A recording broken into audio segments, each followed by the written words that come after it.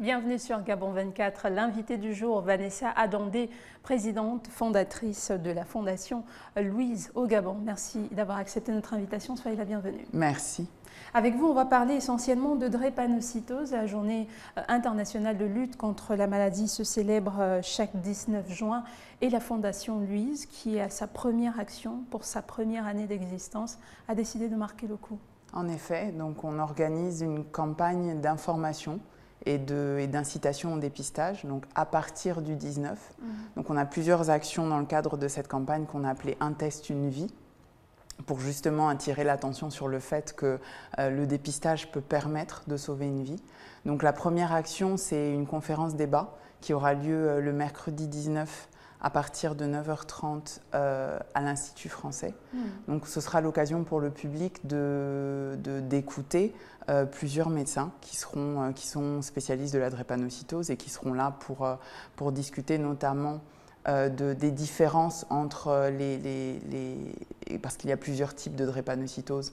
Donc ils vont parler de ces différences-là. Ils seront là aussi pour répondre aux questions du public, parce que c'est finalement important de pouvoir poser ces questions-là et en savoir plus sur la maladie. Sur la drépanocytose. Mais déjà, avant d'avancer en termes de chiffres et en termes d'axes prioritaires de votre projet, quelle est la genèse de la Fondation Louise ? Alors c'est un projet que j'avais en tête depuis un moment. Ma mère était drépanocytaire, SS. Elle est décédée en 2013 et je me suis dit qu'il fallait que je fasse quelque chose. Merci. Il fallait que je fasse quelque chose. Et puis j'ai eu un fils, donc il y a 1 an et demi maintenant, qui lui aussi est drépanocytaire. Et là, je me suis pas dit il faut que je fasse quelque chose, je me suis dit d'accord, maintenant je fais quelque chose. D'accord. Donc la fondation a été créée cette année et c'est donc notre première action, la première de nombreuses actions dans le cadre de la lutte contre la maladie. Alors il y a beaucoup d'a priori, beaucoup de préjugés, beaucoup de superstitions également autour de la drépanocytose. Qu'en est-il réellement ? Alors moi je pense que ce sont... Tout ça, ça arrive quand on ne connaît pas vraiment la maladie ou quand on ne peut pas poser des questions. Ou moi, je vois ma mère était malade, donc j'en savais déjà pas mal. J'en apprends encore tous les jours. J'en apprends encore tous les jours parce que la situation de chaque malade est différente, la situation de chaque famille, parce que finalement, un enfant malade arrive dans une famille, dans un environnement, est différente. Et je pense que la priorité pour nous, c'est justement ça, d'ouvrir le débat, de commencer une conversation sur la maladie pour qu'on puisse en discuter ouvertement, que chacun puisse poser ses questions, que chacun puisse en savoir plus pour nos enfants. L'autre axe également de cette célébration-là, du moins les actions posées par la Fondation Louise, c'est le dépistage à travers un Drépatour que vous initiez sur 7 jours. Il est donc important de savoir quel est son statut. C'est ça, parce que donc la drépanocytose est une maladie génétique qui est transmise par les 2 parents. Ça aussi, c'est important à savoir parce que souvent, enfin, j'ai déjà vu les cas où les parents ont tendance à se renvoyer la balle sur qui a transmis la maladie à l'enfant. Les 2 parents sont responsables.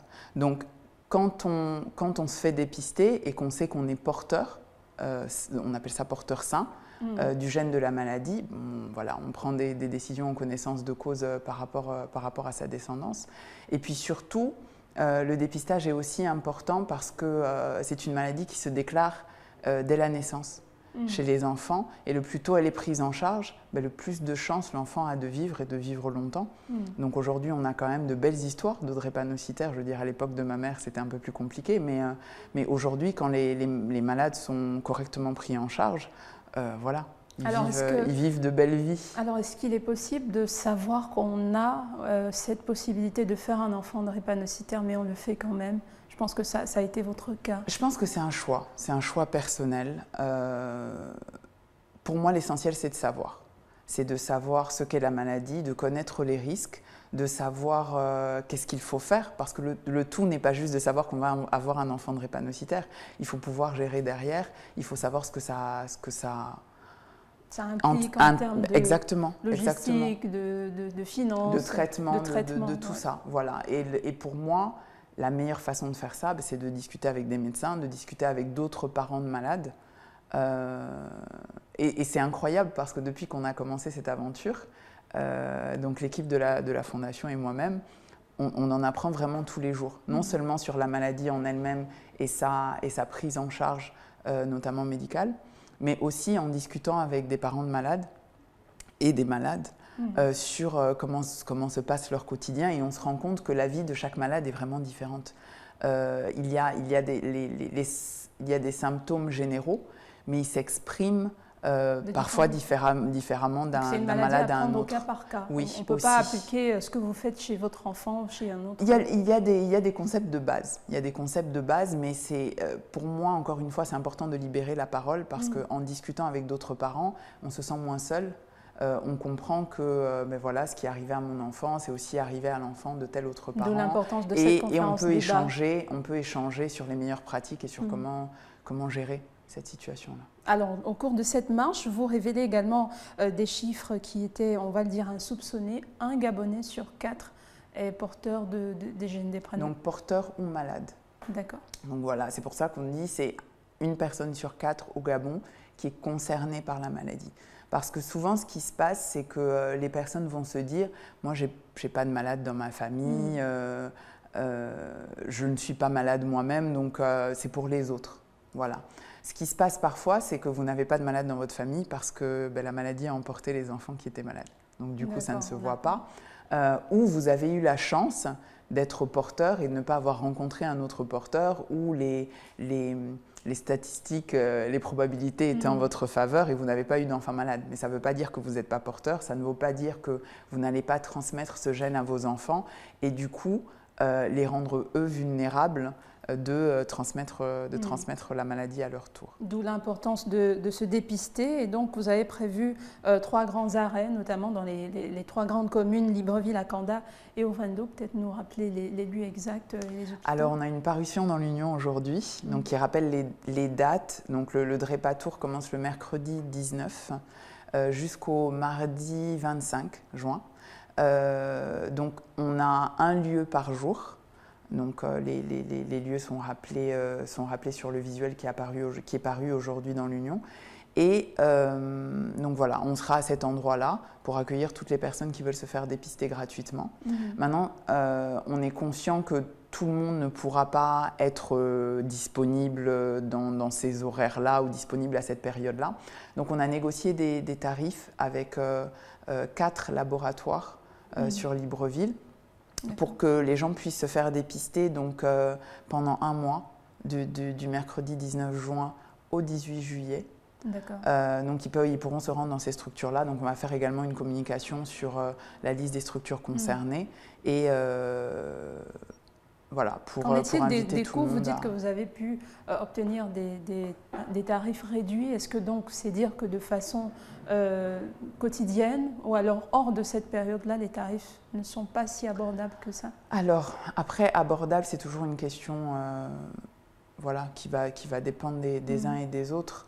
Les tarifs qu'on a vu pratiquer de façon normale vont entre 10 et 15 000 francs par pour se faire dépister. Oui, dépendamment des labos. Et les tarifs qu'on a réussi à négocier donc, vont de 7 500 francs à 9 500, il me semble. Et il faut savoir aussi donc, que quand le test qui s'appelle électrophorèse de l'hémoglobine est prescrit par un médecin, il peut être pris en charge en partie par la CNAMGS. Alors, qui est appelé à se faire dépister? Les parents uniquement, les potentiels parents, tout le monde, ou alors les enfants également? Oui, tout le monde. Encore une fois, parce que tous les parents ou potentiels parents, en connaissant leur statut et en sachant éventuellement s'ils sont porteurs du gène ou pas, peuvent prendre des décisions éclairées pour leur progéniture. Et puis, il y a des enfants qui ne savent pas qu'ils sont malades. Donc, c'est vraiment important de se faire dépister et d'organiser une prise en charge le plus rapidement possible.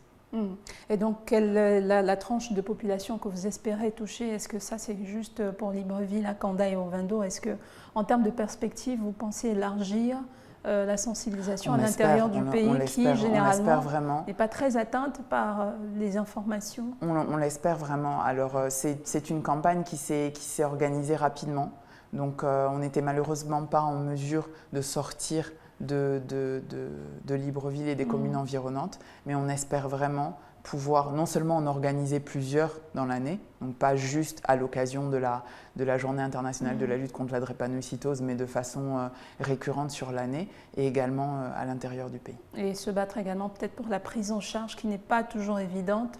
C'est vrai qu'on le disait déjà en off, il est question de relativiser en termes de coûts, mais il faut dire qu'avoir 1 ou 2 enfants drépanocytaires dans la famille, ça demande une prise en charge assez particulière au quotidien. Énormément, et pas juste d'un point de vue financier, mais également d'un point de vue logistique.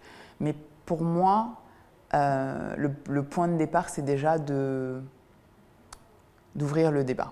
Parce que, voilà, quand on parle d'un Gabonais sur 4, en tant que parent drépanocytaire, vous n'êtes pas seul. Donc il y a sûrement des choses qui peuvent être faites. Et pour moi, si on en discute tous ensemble, on trouvera des solutions. Merci beaucoup Vanessa Dandé. Je rappelle que vous êtes la présidente de la Fondation Louise au Gabon. Vous œuvrez dans le domaine de la lutte contre la drépanocytose alors qu'on célèbre ce 19 juin la Journée internationale de lutte contre la drépanocytose. Merci d'avoir accepté notre invitation. Merci de nous m'avoir souhaitons tous nos encouragements pour la suite. Merci à vous de nous avoir suivi. L'information, c'est en continu sur Gabon 24. À très bientôt pour un nouvel invité du jour.